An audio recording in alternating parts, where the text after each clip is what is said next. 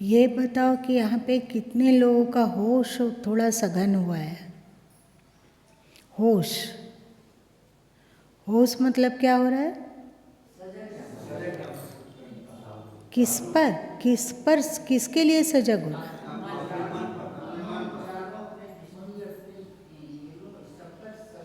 तो मन पे अथवा इंद्रियों पे सजग होना क्या आसान है? तो उस सजगता की शुरुआत कहाँ से होती है?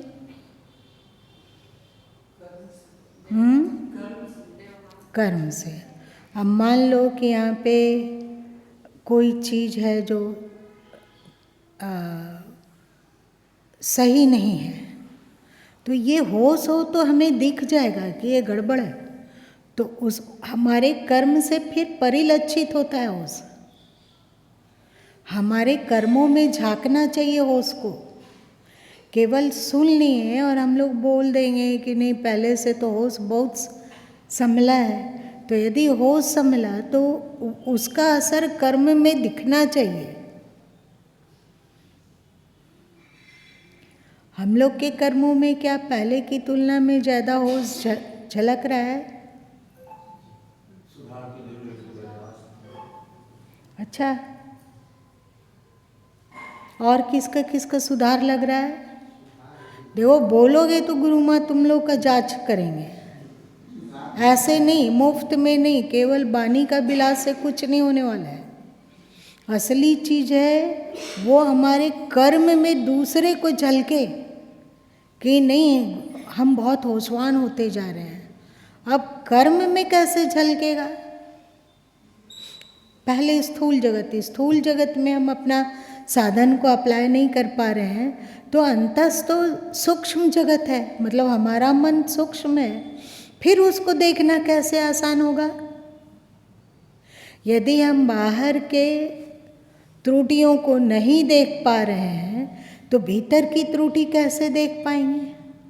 और एक बात और याद रखो कि यदि हमारा भीतर त्रुटि पूर्ण होगा तो बाहर स्वाभाविक ही त्रुटि पूर्ण होगा, है ना? तो फिर हम सोचेंगे कि केवल स्थूल जगत परफेक्ट हो जाए, तो स्थूल जगत परफेक्ट तब होगा जब हमारा दिमाग, हमारा मन थोड़ा थोड़ा सावधानी को संभाल सके, कर सके। तो दोनों ज़्यादा परिश्रम भले ही मन पर किया जाए, पर अगर मन पे परिश्रम हम कर रहे हैं, ये पता चल जाएगा आपके कर्म से कि हम लोग कितने पानी में हैं।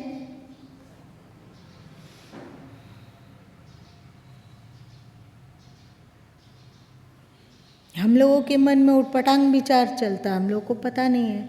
हम लोगों के आँख के सामने कुछ स्थूल चीज़ इधर उधर हो रहा है, हमें नहीं पता है।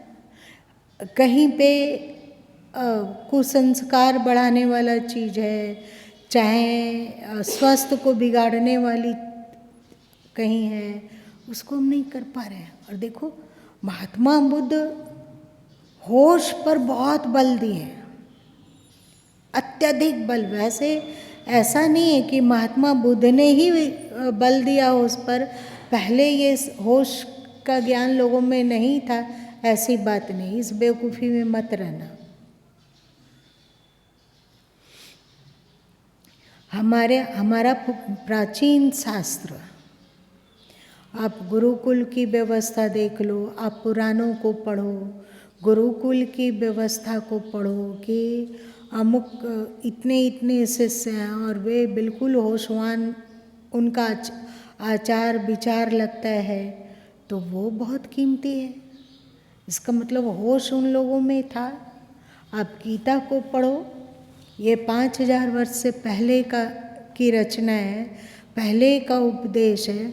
आप गीता को पढ़ोगे तो लगेगा ये तो बारीक बारीक चीज़ों में भी होश सिखला रहा है, बारीक बारीक चीज़ों में होश सिखला रहा है। कितना होश! कई बार आप लोग को बोले कि गुरु महात्मा बुद्ध उपदेश कर रहे थे और कोई बच्चा सामने बैठा उपदेश सुन रहा है, तो उनकी दृष्टि चल गई कि वो बच्चा बेहोशी में अपना अंगूठा बंद कर रहा है, पैर के अंगूठे को मोड़ रहा है और फिर पैर के अंगूठे को खोल रहा है। तो महात्मा बुद्ध थोड़ा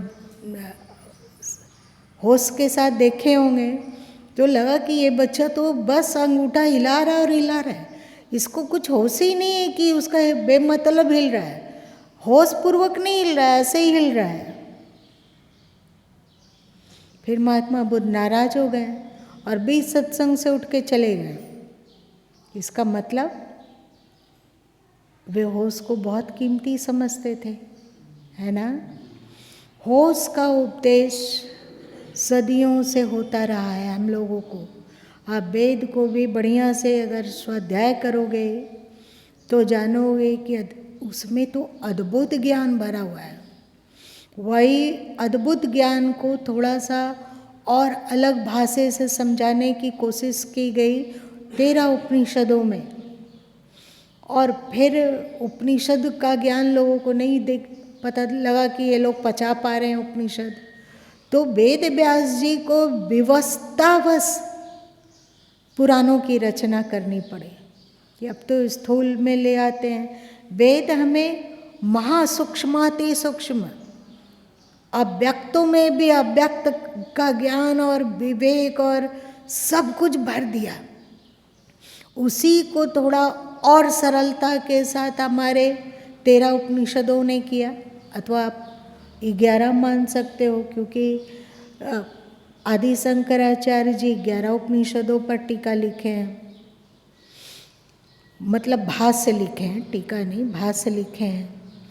उसको उससे भी लोग नहीं पचा पाया, हमारे लोग नहीं पचा पाए होंगे, तो वेद व्यास जी को इधर पुराणों की रचना करनी पड़ी।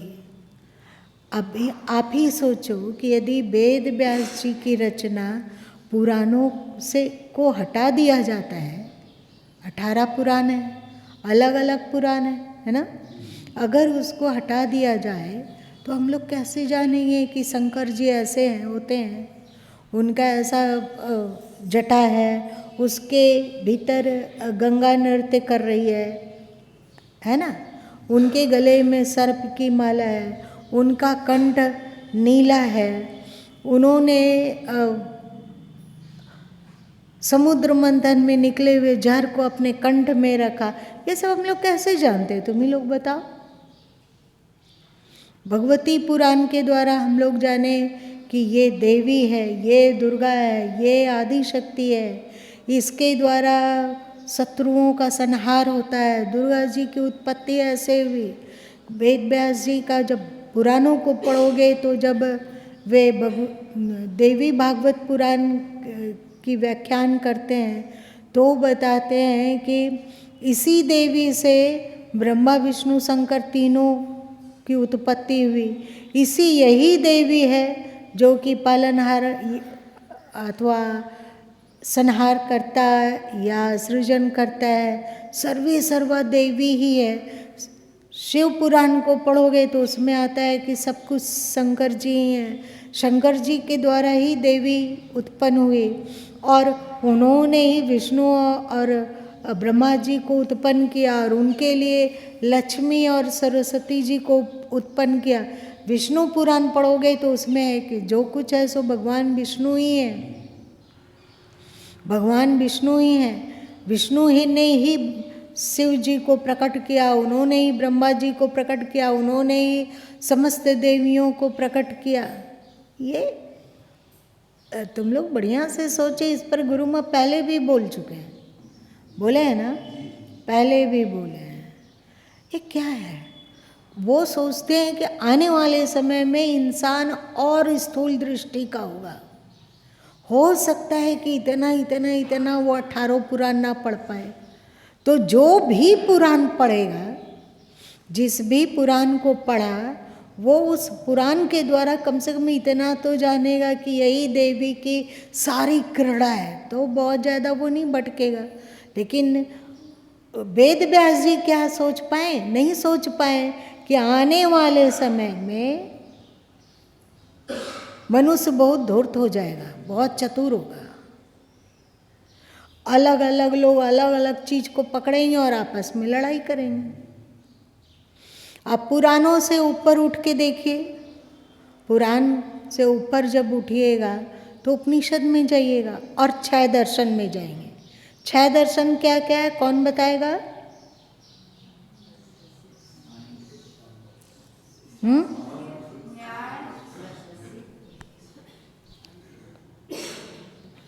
सांख्य दर्शन, न्याय दर्शन, मीमांसा, उत्तर मीमांसा, पूर्व मीमांसा और वैशेषिक, वेदांत, योग भी। तो ये हम लोगों के 6 दर्शन हैं। तो उसमें कुछ भी नहीं है, उसमें नहीं बताया गया कि ये विष्णु जी की आकृति ऐसे होती है, शंकर जी की आकृति ये होती है, शंकर जी क्या है, विष्णु जी। केवल आत्म तत्व और परमात्म तत्व की चर्चा करते हैं। इधर जब वेद व्यास जी ने 18 पुराणों की रचना की, फिर और आगे बढ़ा तो फिर 18 उपपुराण की भी रचना हो गई।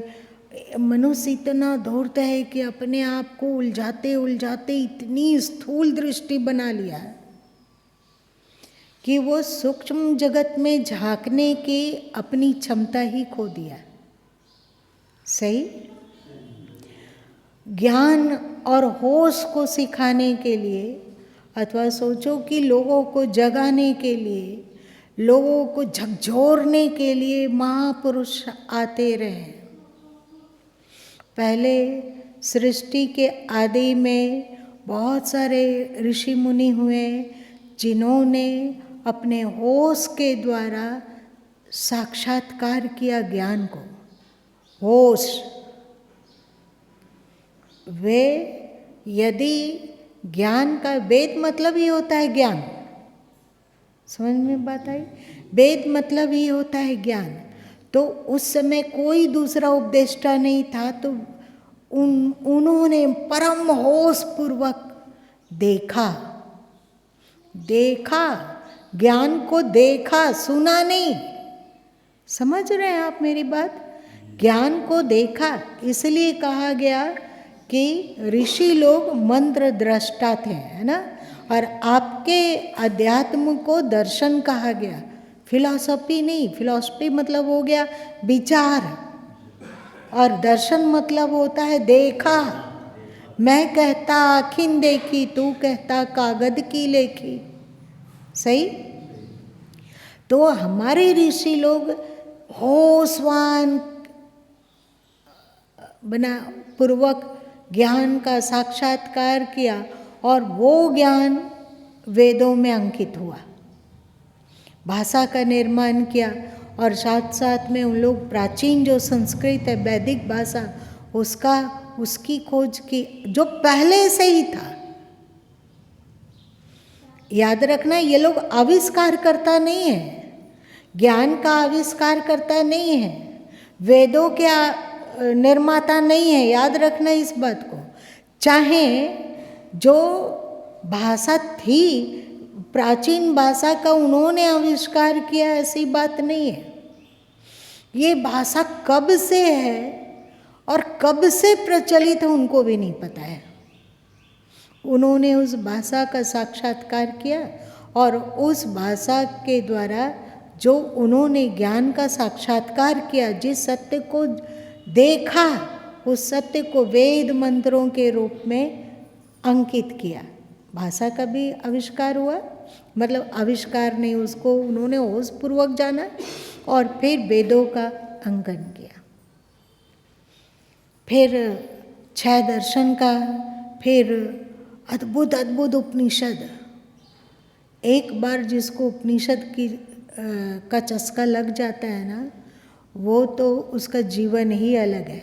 पर देखो, विद्वान बनना अलग चीज़ है, इस बात को समझ लो। बहुत बड़ा शास्त्रज्ञ बन जाना कि हमें वेद के बहुत सारे मंत्र याद हैं, दर्शन के बहुत सारे मंत्र याद हैं, चाहे महाभारत के बहुत सारे मंत्र याद हैं, उपनिषदों के बहुत सारे मंत्र याद हैं, उससे क्या होने वाला है? मंत्र याद है, इन मंत्रों को याद करके, स्मरण करके आप वक्ता बन सकते हो, पर ज्ञानी नहीं।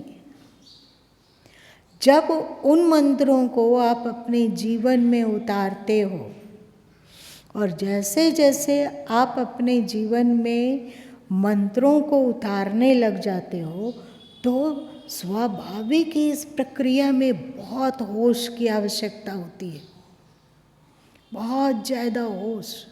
और जैसे जैसे आपका होश सघन होता जाएगा वैसे वैसे आपके भीतर की क्वालिटी का विकास होगा।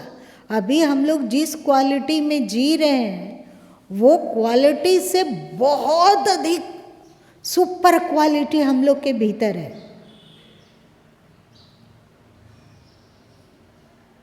पर हम उस क्वालिटी की ओर न देखने की कोशिश करते हैं, ना उसे समझने की कोशिश करते हैं।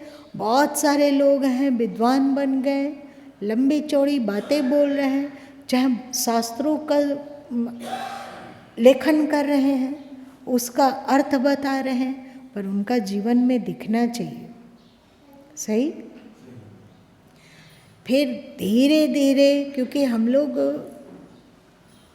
अति विकास को प्राप्त हो गए। अति विकास मतलब शिखर का विकास, उससे आगे विकास की कोई संभावना नहीं है। हम लोग मतलब हमारे पूर्वज लोग उस विकास को प्राप्त हुए सब चीज में, केवल ज्ञान नहीं, केवल अध्यात्म में नहीं। वे अजीब अजीब वैज्ञानिक आविष्कार, तो ऐसा आप वेदों को पढ़ोगे तो देखकर दंग रह जाओगे।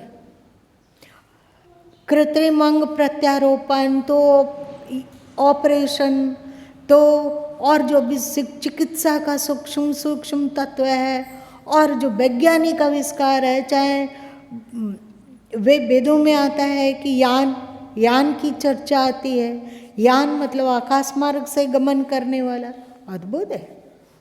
पनडुब्बी अभी लोग सोचते हैं कि हमने बनाया इसे, पर पनडुब्बी सबकी चर्चा है। आज का जो वैज्ञानिक खोज किया है उसकी तुलना में हजारों गुना अधिक उसमें खोज है वैज्ञानिक सूत्र का।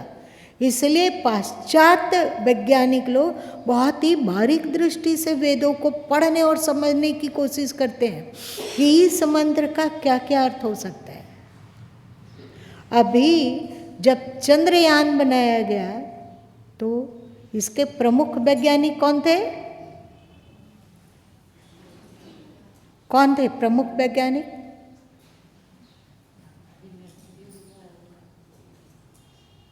संभवतः सोमनाथ। तो वे कहते हैं कि ये कोई नई बात नहीं, हमारे पूर्वज लोग, हमारे वैदिक ज्ञान में इसकी चर्चा पहले से है। आप लोगों ने कभी सोचा? आज तक वैज्ञानिक कोई बाहरी लोकांतर को नहीं खोज सका है, पर आप में, आपके शास्त्रों में आता है 14 लोक की वर्णन, जो कि प्रमुख है ना। अभी तो वो लोग नहीं खोज पाए हैं कि जहाँ मनुष्य की आबादी हो, चाहे कहीं सृष्टि हो, अलग तरीके का सृष्टि हो, लेकिन वहाँ पर प्राण वाला, प्राण पूर्ण जीवन जीने वाला कोई हो, चाहे वो कीड़ा मकोड़ा ही हो, चाहे कोई भी हो। अभी एलियन की बात लोग करते हैं, और तुम्हारे अर्जुन मतलब द्वापर काल में वे स्वर्ग गए हैं सशरीर, कुछ तो बात थी। पर इतना ज़्यादा विकास को हम लोग प्राप्त किए, एकदम सुपर, उसके आगे कोई विकास नहीं था। अब मान लीजिए कि आप गेंद को जोर से जमीन पे पटकिए तो उससे क्या होगा? ऊंचाई में उठेगा, और वो छत को छू लिया, अब फिर गेंद क्या करेगा? नीचे आएगा ना। कोई उपाय नहीं है, गेंद जाएगा कहाँ पे? अभी उसको और ऊपर जा सकता है वो, लेकिन ऊपर कुछ है ही नहीं, ये अंतिम ऊंचाई है। जहाँ गेंद पटका गया है वो अंतिम ऊंचाई है, तो फिर गेंद नीचे वापस आएगा नीचे आके फिर से गिर जाएगा। हम लोग के साथ यही हुआ। हम लोग इतने सुप्रीम ऊंचाई को छू लिए, हम सब चीज में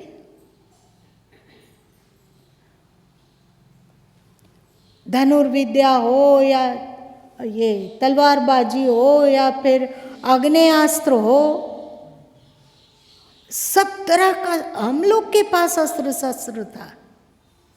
अंतिम शिखर को छुए, अब उसके आगे विकास का कोई उपाय नहीं था।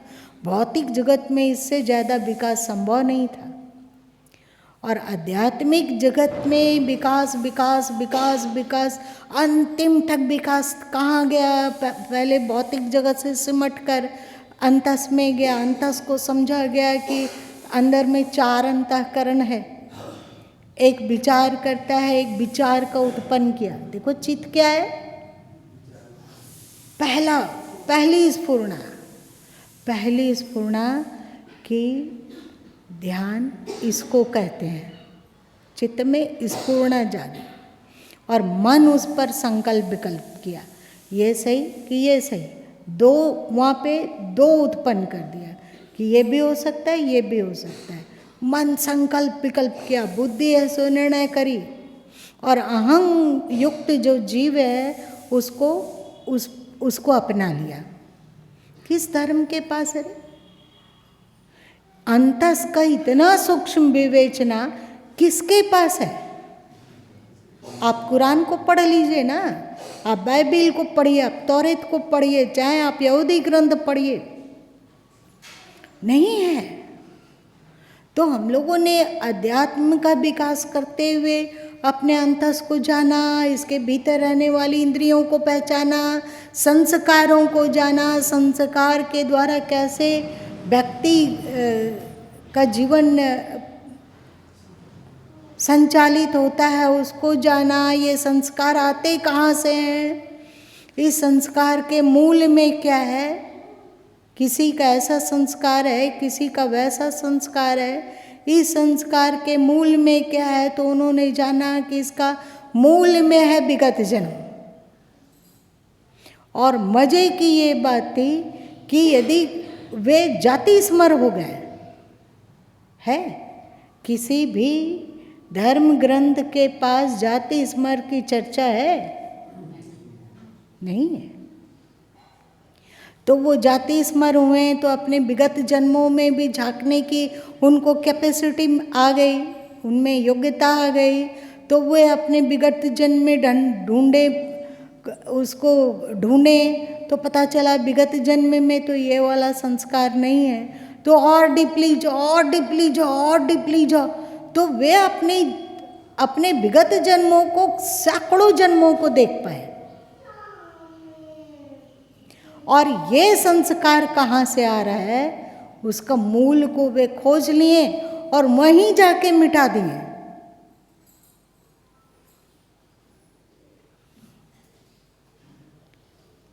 धन्य धन्य बोलने का नहीं मन कर रहा है आप लोगों को? धन्य धन्य बहुत ही, वहाँ पर जाके मिटा दिए। अब यहाँ इस जीवन में भी वो मिट गया। अथवा 2 तरह के लोग हुए, एक तो अपने विगत जन्म में जाके उस संस्कार को मिटा सकने में सक्षम हुए, और कुछ कि अच्छा ये संस्कार हमारा 800 जन्म पहले का है जो इस जन्म में उभरा है। जैसे कई बार गुरु माँ आप लोगों को बताएं कि पहले लोग रिकॉर्ड बजाते थे, तो जहाँ सुई रखा गई वहाँ ही से शुरू हो जाता है, होता है ना। तो हमारे इस जन्म का संस्कार जो इसके नियंता होंगे प्रकृति अथवा प्रकृति सहित ईश्वर, वो वहाँ पे सुई रख दिए, तो उस जन्म वाला संस्कार इस जन्म में हमारा विकसित हो गया। अब हमें लगा कि ना, ये संस्कार तो उचित नहीं है। जब हम शास्त्रों का अध्ययन किए, वेदों का अध्ययन किए, दर्शन का अध्ययन किए, उपनिषदों का अध्ययन किए, तो समझे कि ये तो संस्कार योग्य नहीं है, इसको हमको बदलना है, तो बदलेंगे। कृत संकल्प हो गए कि हमें इस संस्कार को मिटाना है और बदलना है, और उसमें लग गए और हमारे पूर्वज उन संस्कारों को मिटा डाले। जो 800 जन्म पहले का रहा हो या चाहे किसी भी जन्म का पहले ला, ईश्वर ने मनुष्यों को वो क्वालिटी दी है कि वह विगत जन्मों के संस्कारों से प्रेरित तो हो सकता है, प्रेरित तो हो सकता है, परंतु उस संस्कार को अपनाना या ना अपनाना ये व्यक्ति स्वतंत्र है।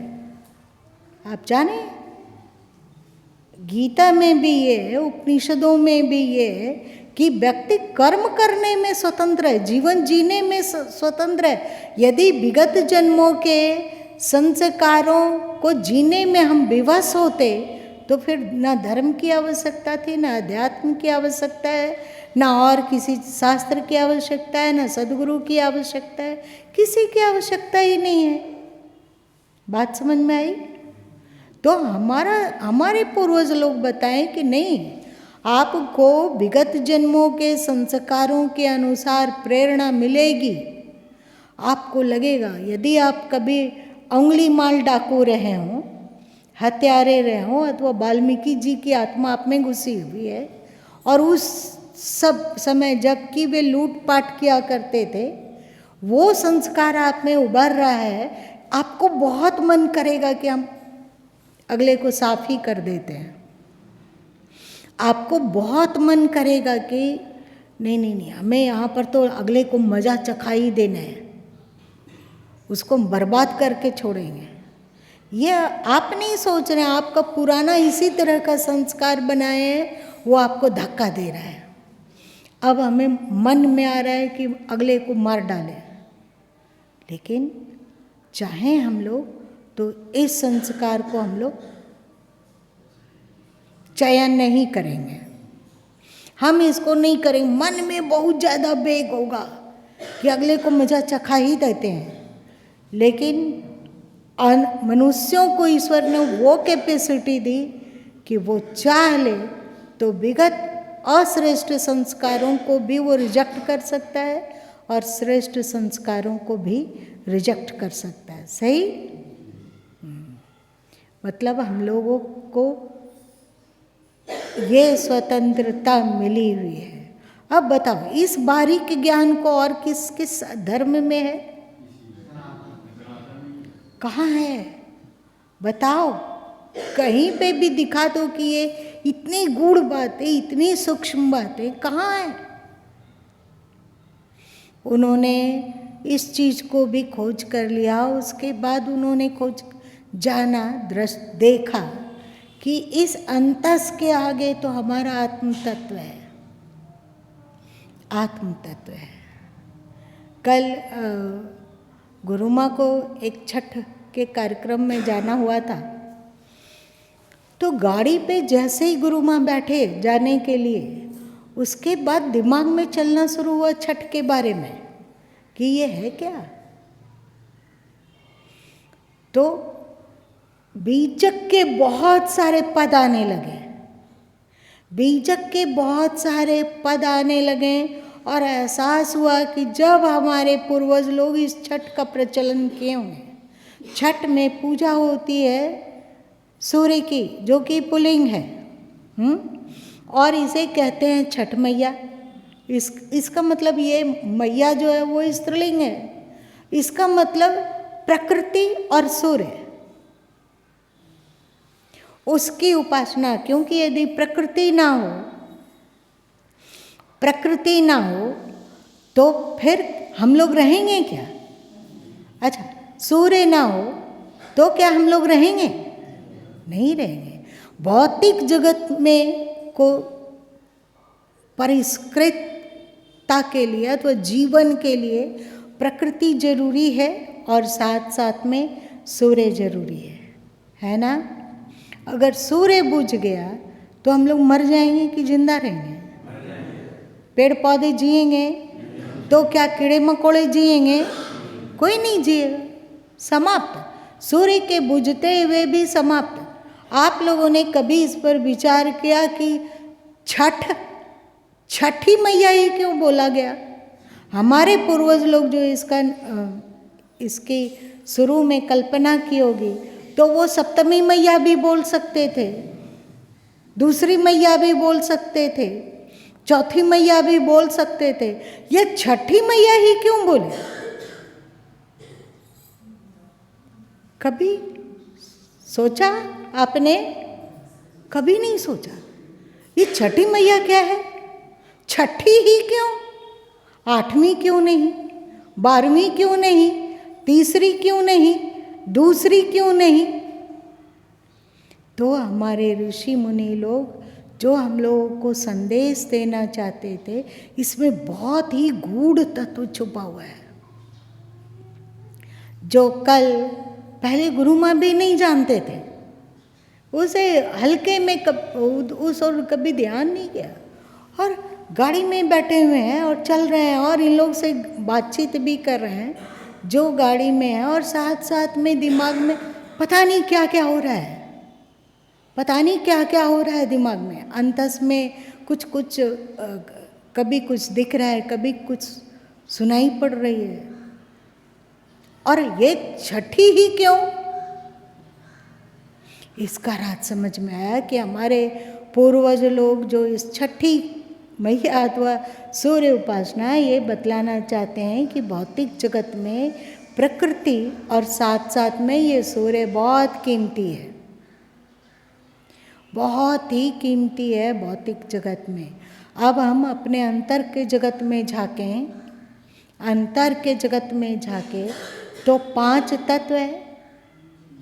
हाँ, जाए छठी ली आपनी बात ना पूछो कोई, छठे माँ दरस सो पावे, और छठी तुम्हारी हाँ जगह तू कहाँ चला बिगोए। छठी छठी छठी मतलब हमारे पूर्वज एक चीज हम लोगों को उपदेश करना चाहते थे कि 5 तत्व हैं, 5 प्रकृति है। इस 5 प्रकृति से आपका शरीर निर्मित हुआ है, लेकिन इसमें छठा तत्व भी है। जैसे बाहर के जगत के लिए प्रकृति और सूर्य की आवश्यकता है, उसी तरह आपके भीतर के जगत के लिए 5 भूतों से परे चेतन तत्व की आवश्यकता है। यदि चेतन तत्व बुझ जाए, जैसे बाहर सूर्य बुझ गया तो फिर सृष्टि नहीं, भौतिक सृष्टि नहीं चल सकती है। वैसे ही सोचो कि इसके भीतर जो छठा तत्व है वो अक्रिय हो जाए, बुझ जाए, तो हम लोग का जीवन चलेगा? तो क्या ये सूर्य और ये छठी मैया ये सब हमारे जीवन को चला पाएंगे? नहीं, इसलिए छठी बोला गया। 5 तत्व से परे तुम्हारा आत्म तत्व। बाहर का सूर्य यदि भौतिक जगत के लिए पूजनीय है, तो हमें हमारे भीतर जो आत्म सूर्य है, जिसके द्वारा जीवन का संचालन संभव है, सोच पा रहे हैं, बोल पा रहे हैं, देख पा रहे हैं, सुन पा रहे हैं, चख पा रहे हैं, जिंदा हैं, काम कर पा रहे हैं, उठ बैठ पा रहे हैं, उसके लिए आत्म सूर्य, आत्म सूर्य। तो जैसे बाहर के सूर्य की उपासना होनी चाहिए, होती है, छठ में किया जाता है, उसी तरह हम लोगों के भीतर भी जो आत्म सूर्य है उसका भी सम्मान होना चाहिए, उसकी भी आराधना होनी चाहिए, उसकी भी उपासना होनी चाहिए, उसकी भी पूजा होनी चाहिए।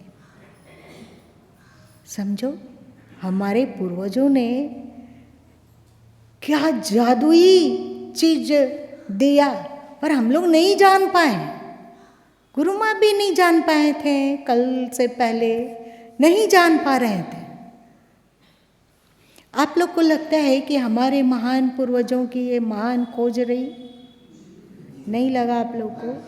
लगा कि ये छठे तत्व जो हमारा है, चैतन्य तत्व है।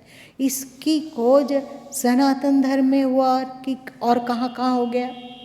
जितनी प्रखरता से तुम लोगों में चर्चा आती है आत्म तत्व का, गीता को उठा लो तो धन्य धन्य करने लग जाते हैं हम लोग। जब उपनिषदों को उठाते हैं तो अरे उसमें आत्म तत्व इस तरह से निखरा है, इस तरह से उसकी चर्चा की गई है कि यदि भली भांति पढ़ा जाए तो व्यक्ति दांतों तले उंगली दबाता है और सोचता है वो कैसा जीवन जी रहा था। वो तो ये सब समझ भी नहीं पा रहा था कि भीतर में आत्म तत्व है। जैसे उसको स्वाध्याय के द्वारा, सत्संग के द्वारा सुनता है तो व्यक्ति अपने पूर्वजों का, आप लोग आज की भाषा में फैन कहो और पुराने भाषा में मुगल काल के भाषा में कहो आशिक, अथवा और प्राचीन भाषा में कहो तो भक्त। भक्त अपने पूर्वजों का भक्त हो जाएगा व्यक्ति, और वो चिल्लाएगा कि जो हम हैं वो और कोई नहीं है। समझ में बात आई। फिर केवल आत्म तत्व को ही पूर्वजों ने नहीं जाना। समय ज़्यादा हो रहा है। आत्म तत्व को ही नहीं, उन्होंने ईश्वर तत्व को भी समझ लिया। बौद्ध और जैन आत्म तत्व की भी भली भांति चर्चा नहीं करते हैं।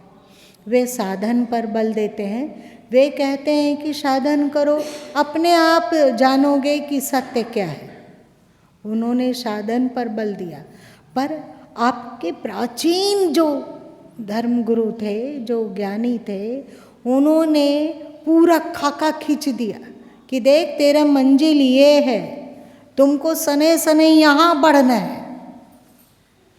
तो वे आत्म तत्व पर ही नहीं रुके, वे परमात्म तत्व और सर्वव्यापी तत्व जो चैतन्य ऊर्जा पूरे विश्व में, पूरे ब्रह्मांड में प्रसारित है, उसको भी जान लिया, उसको भी देखा, जाना नहीं, देखा। देखा मतलब बिल्कुल समझ लिया, बिल्कुल उसके अंदर में ये रच बस गया कि भौतिक जगत से होते हुए यहाँ यहाँ यहाँ यहाँ चले गए, अंतिम शिखर तक पहुँचे तुम्हारे पूर्वज लोग, वैदिक ऋषि लोग। उसके बाद उसके आगे और कुछ नहीं था।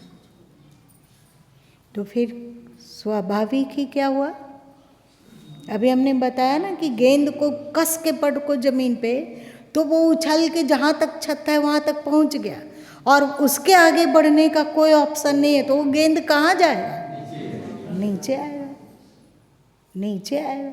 धीरे धीरे करके हम लोग अपने उस बात को भूल कर धीरे धीरे कितने स्थूलता में अटक गए हैं। देख लो कितने ज़्यादा स्थूलता में अटक गए। उस सूक्ष्म ज्ञान को देने के लिए जो हमारे पूर्वजों की थाती अद्भुत हैं, वे उसको ज्ञान देने के लिए, आपको झकझोरने के लिए, आपको जगाने के लिए भारत में अनेक दिव्य महापुरुषों का जन्म होता रहा। पहले वैदिक ऋषि बनकर आपको झकझोरें कि जागो जागो जागो। आप उस समय सब जाग गए थे। जब वैदिक ऋषि ने आपको झकझोरा था तो आप बिल्कुल जाग गए थे, बिल्कुल सतर्क होकर उठ के खड़े हो गए थे। लेकिन थोड़ी दिन के बाद फिर से आपको नींद आने लगी, फिर से आप सोने लग गए, फिर खर्राटा भरने लग गए, अपने आप को भूल गए, अपने पूर्वज को भूल गए, अपने धर्म को भूल गए, अपने ज्ञान विज्ञान को भूल गए और सोने लग गए। तो फिर उपनिषद काल के ऋषि लोग आए, वे फिर से आपको झकझोरे, कस के झकझोरे, तो आप फिर से जाग गए। आप कुलबुला के उठे। बिल्कुल हम लोग की दशा शंकर व सांप की तरह है। गुरु माँ ने एक बार अनुभव किया है उसको, गुरु माँ उसको चुपचाप इस तरह लेटे हुए देख के ना बहुत चकित हुए थे जब उससे पहले बार मुलाकात हुई थी। तो ये इस तरह से सुस्त क्यों पड़ा हुआ है? तो कोशिश किया गया कि उसको छू के देखते हैं ना, ये तो एकदम शांत है, छू के देखा जाए। छुओ, एकदम गनगना के उठा, उसका फिर से सो गया। फिर से उसे किसी चीज़ से कुरे दो, फिर से वो उठ के जागा, थोड़ा सा हिला डुला, थोड़ा सा चला फिरा, फिर सो गया। वैसे ही हम लोग की दशा है, हम लोग की भी दशा यही है। पहले वैदिक ऋषियों ने झकझोरा, हम लोग जाग गए, फिर उपनिषद काल के ऋषियों ने झकझोरा, फिर हम जाग गए, फिर हम सो गए, सो ही गए। अब इतने सो गए कि फिर राम आए, उन्होंने झकझोरा, अपने आचरण से आपको दिखलाया कि ऐसे जिया जा सकता है, घर में रहकर, परिवार में रहकर, शरीर में रहकर, दुख सुख का अभिनय करते हुए भी, भौतिक जिम्मेवारियों को पूरा करते हुए भी उससे असंग रहा जा सकता है। उन्होंने झकझोरा, फिर से हम लोग जाग गए।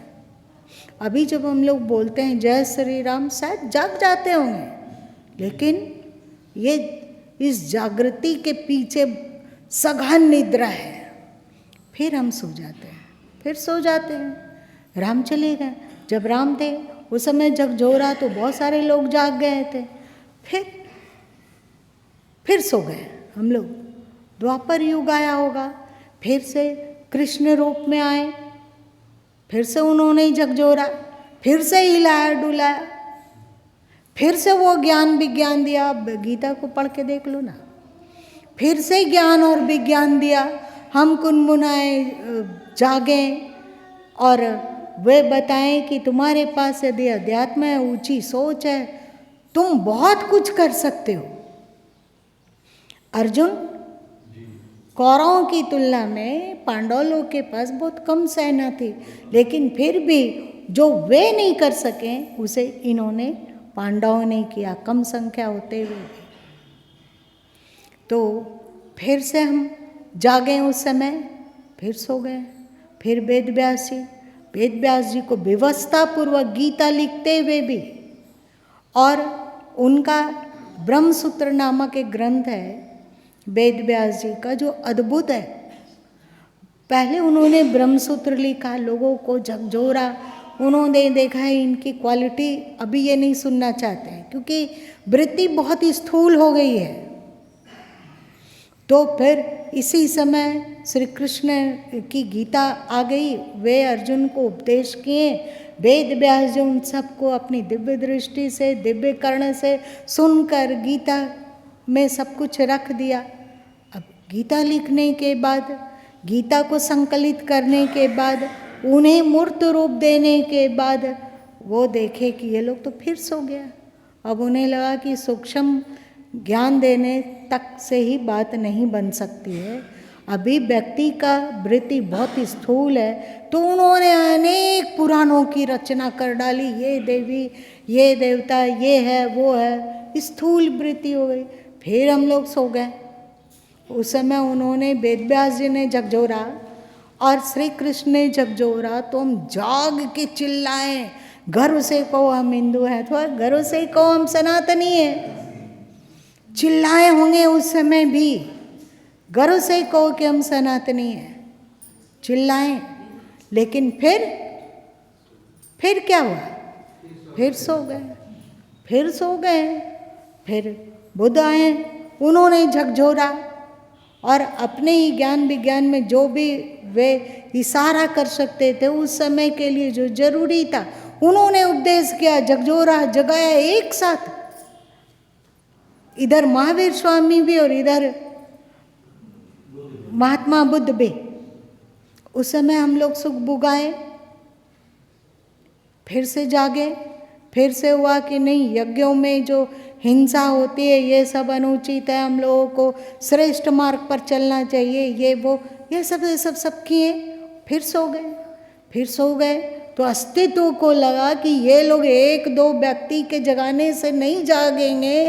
तो मध्य युग में, जबकि मुगल काल आ गया था, हम लोग की बेवकूफ़ी के कारण, हम लोग के सो जाने के कारण, हम लोगों के आपसे फूट के कारण, एक दूसरे को नहीं सपोर्ट करने के कारण, व्यापक प्रेम को खो देने के कारण, स्वार्थी बन जाने के कारण मुगल लोग आए। तो भगवान को लगा, परमात्मा को लगा कि एक दो के जगाने से ये जगने वाले नहीं है। तो उस समय संतों की फौज उतार दी भारत पे। आप थोड़ा भली भांति अपने इतिहास को देखोगे, क्योंकि समय ज़्यादा है, पर ये प्रकरण अगर यहीं रुक गया तो दूसरे दिन बोल पाएंगे या नहीं, नहीं पता है। तो उस समय जो संतों की फौज उतरी हुई है, देखो दक्षिण भारत में संत अद्भुत संत हैं, इधर महाराष्ट्र में अद्भुत संत हैं, असम में अद्भुत संत हैं, अरुणाचल प्रदेश में उस समय अद्भुत संत हैं, उत्तर भारत में अद्भुत अद्भुत संत हैं। और एक साथ सब शोर मचाना शुरू किए, डुग्गी पिटना शुरू किए, जागो जागो जागो, तुम अपने आप को पहचानो, तुम स्वार्थ से ऊपर उठो, अपने जो तुम्हें पूर्वज ने थाती दी है, सनातन अद्भुत, सच में यदि सनातन धर्म मर जाएगा तो दुनिया से इंसानियत मर जाएगी। सभी संत मिलकर जोर जोर से नगाड़ा पिटना शुरू किए, जागो। कबीर ने जो बोला वो कोई गुरु माँ ने देखा कि वो कोई नई बात नहीं है, ये पहले हमारे ऋषि लोग बोल चुके हैं।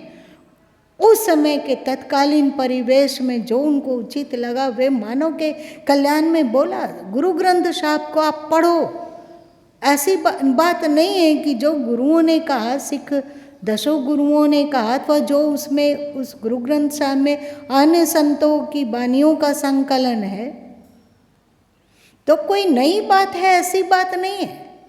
वो सारी बातें उपनिषदीय हैं, वही वो सारी बातें हमारे दर्शन के अनुकूल है, वो सारी बातें हमारे गीता के अनुकूल है, वो सारी बातें वेद के अनुकूल है। एक साथ इतना लोग चिल्लाएं तो भी लोग उस समय भी सोए रहे। और यदि वे लोग सोच पाते, देख पाते, जान पाते कि नहीं हम सब एकजुट रहेंगे, तभी सनातन ज्ञान को बचा पाएंगे, है ना। सनातन ज्ञान को तभी बचा पाएंगे। लेकिन उस समय भी बहुत सारे स्वार्थी तत्व थे, बहुत सारे स्वार्थी राजा लोग थे, बहुत सारे स्वार्थी मनुष्य लोग भी थे, जो अपनी स्वार्थ के पूर्ति हेतु मुगलों से जुट गए। सही। फिर उस समय भी इतने संत लोग चिल्लाए, इतने लोग चिल्लाए, थोड़ा सा सुख बुगाट हुए, कहीं कहीं छोटे छोटे जगह में, यहाँ पे कबीर थे तो वहाँ लोगों में सुख बुगाट हुई और एकता की बात करने लग गए कि जाति बाती मत बोलो, जातिवादी मत बोलो, तुम सब आपस में संगठित भाई भाई हो। कबीर ने कहा ना, शूद्र और ब्राह्मण एक हो, कहा ना, क्षत्रिय और सभी एकजुट हो, कहा ना। उन्होंने कहा कि उन्होंने अपनी व्याख्या में बोला कि ब्राह्मण कौन है, आप महाबीजक देख लो, ब्राह्मण कौन है, क्षत्रिय कौन है, वैश्य कौन है, शूद्र कौन है, आप चारों वर्ण विचारे साधो, चारों वर्ण विचारे। इसमें देखो उन्होंने जो कहा, क्या वो वेद के प्रतिकूल है? यही बात तो वे कहना चाहते थे जब वे इस अंदरूनी बात को कह रहे थे कि चारों वर्ण विचारे साधो। तो उस समय ये और जो भाईचारा की बात वे कह रहे थे, मुस्लिम और हिंदू के भाईचारा की बात, वो यहाँ नहीं है, वहाँ यहाँ पे है। कबीर के पदों को यदि आप बढ़िया से देखोगे तो आप जानोगे कि इसमें चारों वर्णों को संगठित करने के लिए बहुत कुछ है। और फिर इस्लाम और हिंदू में एकता दिखाने के लिए उसकी तुलना में कम वाणी है। आप देख लो ना, बीजक को बढ़िया से देखो, आप उनके पदों को देखो। उस समय हिंदू और इस्लाम को एकता करना जरूरी था, वरना और मरता कटता ये, हम लोग और ज़्यादा मरते कटते। उधर थोड़ा सॉफ्टनेस भर रहे थे वे, इस्लाम में आतंक के अतिरिक्त इंसानियत भी आए, इसके लिए भी उन्होंने कोशिश की, और इधर आपको संगठित करने के लिए भी प्रयत्न किया। यही सबों ने किया, मध्यकालीन जितने भी संत हैं सभी यही किया। उस समय भी थोड़े इक्के दुक्के इतने संतों की फौज आते हुए भी हम लोग नहीं जागे। फिर सो गए, सो गए।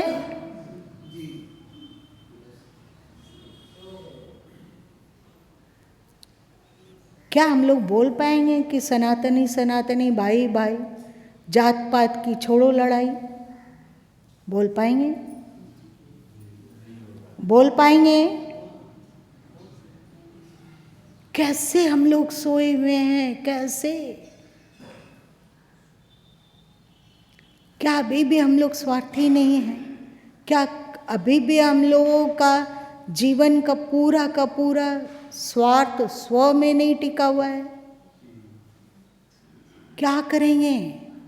अवतारी सत्ता क्या करेगी, अथवा झकझोरने वाले क्या करेंगे? ईश्वर चाहते हैं कि आप फिर से जागो और अपना खोया हुआ वैभव को प्राप्त करो। आपके पूर्वज जिस ज्ञान विज्ञान को उपलब्ध थे, उसका हम लोगों के पास अभी 2 पैसा भी नहीं है।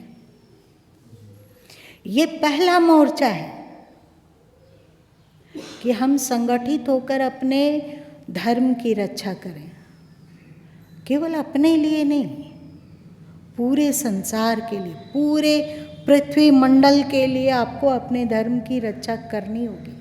इसमें इतना अद्भुत ज्ञान विज्ञान है कि कोई भी जो अभी इस्लाम धर्म में चले गए हैं, भले ही उनका मन बदल गया हो, भले ही वे अभी कुरान को मान रहे हो, भले ही वे अरब का नकल कर रहे हों, सारा कुछ पोशाक और ये वो सब कुछ बदल लिए हों, सोचने का तरीका बदल लिए हों, लेकिन अभी भी उनके भीतर में ऋषि का रक्त ज्यों का त्यों बना हुआ है। यदि वे भी शांतिपूर्वक चित्त से समीक्षा करेंगे, एक तरफ इस्लाम के कुरान शरिया इत्यादि को रखते हैं और एक तरफ वेदों को रखें, उपनिषदों को रखें, गीता को रखें, अथवा यहाँ होने वाले अद्भुत अद्भुत संतों की वाणियों को रखें, तो जैसे जैसे उनमें भी विवेक प्रखर होगा, वैसे वैसे वे घर वापसी करेंगे। उनको पता होगा कि वे उनका केवल इस्तेमाल किया जा रहा है। उनको उनके कल्याण के लिए, उनके अपने देश से, अपने पूर्वजों से वे बागी हो रहे हैं, तो जो उन्हें बागी बनने का उपदेश दे रहा है, वो केवल उनका इस्तेमाल कर रहा है। उसमें उनका कोई सुख शांति नहीं। अंधविश्वास कूट कूट कर भर दिया जाना, लालच पैदा करना, सबका लालच, धन का लालच, औरत का लालच। क्या इतना ही जीवन है? खजूर, क्या इतना ही जीवन है? औरत और धन और कुछ सूखा मेवा, इतना ही? क्या अद्भुत! हमारे जब गुरु माँ की दृष्टि पैगंबर की ओर जाती है ना, तो उनको धन्य धन कहते हैं। इतने चतुराई से वे पूरी दुनिया को अरब का भक्त बना दिए, ये काबिले तारीफ है। ये चीज़ तुम क्यों नहीं देखते हैं? हम लोग क्यों नहीं देखते हैं? तो जो आज हैं, जो आज उसको मान रहे हैं, इस्लाम को मान रहे हैं, वे क्यों नहीं सीखेंगे कि अच्छा हमारे मोहम्मद साहब ऐसे थे कि पूरी दुनिया को अपने देश का भक्त बनाना चाहें। वहाँ का जो चीज़ था, जैसे खजूर की बात बोली, वे आम के बारे में भी तो बोल सकते थे ना। आम के बारे में भी तो बोल सकते थे, शरीफा के बारे में भी तो बोल सकते थे ना, बोल सकते थे ना। ऊँटनी के दूध का उन्होंने प्रशंसा किया, तो गाय के दूध के बारे में भी तो बोल सकते थे ना, बकरी के दूध के बारे में भी तो बोल सकते थे ना। लेकिन ऊँटनी का दूध का काहे महत्व दिया? कभी किसी ने सोचा? ये उनकी देशभक्ति है, क्योंकि रेगिस्तान इलाका, वहाँ ऊँट ज़्यादा होता है, तो इसलिए ऊँटनी के दूध को पूरे विश्व में फैला दिया। क्या अद्भुत! उनका जो मस्तिष्क है ना, अगर देखोगे तो सच में हाथ जोड़ने का मन करेगा। और वहाँ जो मेवा मिष्ठान फलता है, उसको पूरी दुनिया में प्रचारित कर दिया। रोजा रखो तो जरूरी है कि अरबियन खजूर को खाओ।